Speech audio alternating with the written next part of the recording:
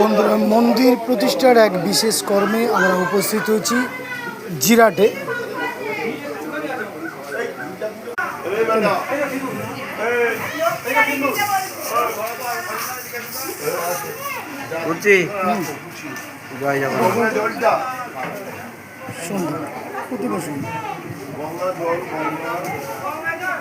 দেববাস্তু সুন্দরভাবে সুসজ্জিত।